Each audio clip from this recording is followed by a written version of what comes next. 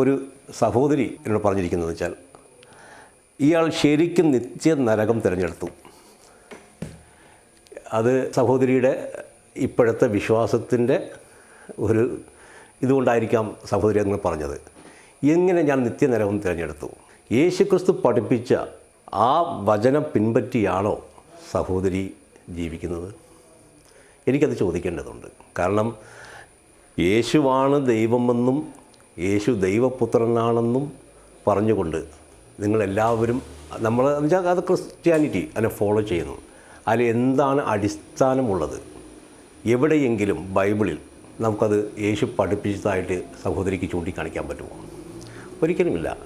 കൂടാതെ തന്നെ എനിക്കതിന് സഹോദരിക്ക് തരേണ്ട മറുപടി, ദൈവം എന്ന രീതി എടുക്കുകയാണെങ്കിൽ നമുക്ക് യോഹന്നാൻ്റെ സുവിശേഷം 20-ാം അധ്യായത്തിലെ 17-ാമത്തെ വചനം നമ്മൾ പറയുന്നത് എന്താ? ആ യേശുവിൻ്റെ കല്ലറയിൽ വന്നു മഗ്ദലന മറിയ വരുന്നൊരു രംഗമാണ് അവിടെ കാണിക്കുന്നത്. അവിടെ അവർ വന്നപ്പോൾ കല്ലറ തുറന്നു കിടക്കുകയായിരുന്നു. അവിടെ ആരെയും കണ്ടില്ല. തിരിഞ്ഞു നോക്കിയപ്പോൾ അവിടെ ഒരാൾ നിൽക്കുന്നത് കണ്ടു. അത് ഗുരുവാണെന്ന് മനസ്സിലായി. ഓടി വന്നു അവരോട് ഗുരു ഒന്ന് കെട്ടിപ്പിടിച്ച് വരുന്നപ്പം യേശു ക്രിസ്തു എന്താണ് മറിയോട് പറയുന്നത്? സ്ത്രീയെ, നീ എന്നെ തുടരുത്. ഞാൻ ഇതുവരെയും ദൈവത്തിങ്കൽ കയറിപ്പോയിട്ടില്ല.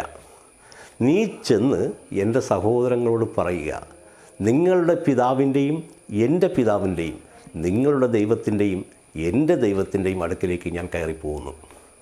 ഇതിൽ നിന്നും സഹോദരിക്ക് എന്താ മനസ്സിലായത്? യേശു ദൈവം അല്ലേ? അല്ല, അത് യേശു തന്നെ പറയുകയാണ്. ഞാൻ വേറെ എന്താ തെളിവ് സഹോദരിക്ക് തരേണ്ടത്? അപ്പോൾ യേശു ദൈവമാണെന്നോ ദൈവപുത്രനാണെന്നോ ഒരിക്കലും തൻ്റെ ജീവിതകാലത്ത് ഒരിക്കലും ഒരിടവും അദ്ദേഹം പറഞ്ഞിട്ടില്ലാത്തൊരു കാര്യം. പക്ഷേ വേറെ ആരുടെയോ നിർബന്ധം കൊണ്ടാണോ അതോ യേശു പറഞ്ഞ മതത്തിനെ അല്ലെങ്കിൽ യേശു കൊണ്ടുവന്ന മതസംഹികളെ ഇല്ലാതാക്കാൻ വേണ്ടിയാണോ? തൽപര കക്ഷികളുടെ ചിലപ്പം എഴുത്തുകളായിരിക്കാം നമ്മൾ ഫോളോ ചെയ്യുന്നത്. യേശു എന്താണെന്നും യേശു ആരാണെന്നും യേശു എന്താ പഠിപ്പിച്ചെന്നുള്ള കാര്യം നമുക്ക് ബൈബിളിൽ തന്നെ കാണാമല്ലോ. എവിടെയാണ് യേശു ദൈവമാവുക? അപ്പോൾ തീർച്ചയായിട്ടും ആ സഹോദരി തീർച്ചയായിട്ടും നിങ്ങൾ ആ വചനം യോഹന്നാൻ്റെ സുവിശേഷത്തിലെ 20-ാം അധ്യായത്തിലെ 17-ാമത്തെ വചനം സഹോദരി വായിക്കേണ്ടതാണ്. കൂടാതെ തന്നെ സഹോദരി പറയുന്ന രീതി ഒരു ദൈവപുത്രൻ എന്നൊരു ഇത് ശരിയാണെങ്കിൽ തന്നെ ധാരാളം ആളുകളെക്കുറിച്ച്, ഏകദേശം ഒരു 5-6 ആളുകളെക്കുറിച്ച് ബൈബിളിൽ തന്നെ ദൈവപുത്രന്മാരെന്ന് വിളിക്കപ്പെടുന്നുണ്ട്. നമ്മുടെ പുറപ്പാടിൻ്റെ പുസ്തകം 4-ാം അധ്യായത്തിലെ 22-ാമത്തെ വചനത്തിൽ ഇസ്രയേൽ എൻ്റെ ആദ്യജാതനെന്നാണ് അദ്ദേഹത്തെക്കുറിച്ച് പരിചയപ്പെടുത്തിയിട്ടുള്ളത്. അതുപോലെ സങ്കീർത്തനം 2-ാം അധ്യായത്തിലെ 7-ാം വചനത്തിൽ ദാവീദ് എൻ്റെ ദൈവപുത്രനാണെന്ന് പറയുന്നുണ്ട്. അതുപോലെ ശാമുവലിൻ്റെ പുസ്തകം 7-ാം അധ്യായത്തിലെ 14-ാം വാക്യത്തിൽ സോളമനെക്കുറിച്ച് ദൈവപുത്രൻ എന്ന് പറഞ്ഞിട്ടുണ്ട്. പിന്നെ ജെറമിയ പുസ്തകത്തിൻ്റെ 31-ാം അധ്യായത്തിലെ 9-ാം വചനത്തിൽ എഫ്രൈമിനെക്കുറിച്ച് ദൈവപുത്രൻ എന്ന് പറഞ്ഞിട്ടുണ്ട്. അതുപോലെ ലൂക്കോസിൻ്റെ 3-ാം അധ്യായത്തിലെ 38-ാം വചനത്തിൽ ആദം ദൈവപുത്രൻ എന്ന് പറയുന്നുണ്ട്.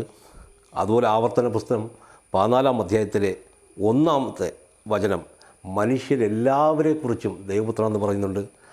പിന്നെ മത്തായിയുടെ സുവിശേഷം 5-ാം അധ്യായത്തിലെ 9-ാം വചനത്തിൽ സമാധാനം ഉണ്ടാക്കുന്നവർ മുഴുവനും ദൈവപുത്രൻ എന്നും പറഞ്ഞിട്ടുണ്ട്. അതിൽ ഒരാൾ മാത്രം. കൂടാതെ തന്നെ യേശു തന്നെ സ്വയം പറയുന്നത് തന്നെ 84 വട്ടത്തോളം മനുഷ്യപുത്രൻ മനുഷ്യപുത്രൻ മനുഷ്യപുത്രൻ എന്നാണ്. പിന്നെ എങ്ങനെയാണ് ദൈവമാകുക അദ്ദേഹം? സഹോദരിയും അതുപോലെ ചിന്തിച്ചവരും നിങ്ങളത് സത്യം അന്വേഷിക്കേണ്ടതാണ്. നിങ്ങൾ ബൈബിൾ എടുത്ത് നോക്കി ഞാൻ പറഞ്ഞ വചനങ്ങൾ അതിലുണ്ടോ എന്ന് അന്വേഷിക്കേണ്ടതാണ്. പിന്നെ ദൈവപുത്രൻ എന്ന് പറയുന്നതുകൊണ്ട് ഞാൻ മനസ്സിലാക്കുന്നതും സാധാരണ എല്ലാ ആളുകളും മനസ്സിലാക്കുന്നതും ദൈവത്താൽ പ്രത്യേകം തിരഞ്ഞെടുക്കപ്പെട്ട വ്യക്തികളാണത്. കാരണം യേശുക്രിസ്തു എന്ന് പറഞ്ഞ ദൈവത്തിൻ്റെ വചനമാണ്. ഉണ്ടാകുക എന്ന് പറഞ്ഞപ്പോൾ ഉണ്ടായി. ആ ആൾ എങ്ങനെയാണ് ദൈവമാകുക? തീർച്ചയായിട്ടും സഹോദരിയെ പോലുള്ളവരും ആരെങ്കിലും ഉണ്ടെങ്കിൽ ഞങ്ങൾക്ക് പരിശോധിക്കാം.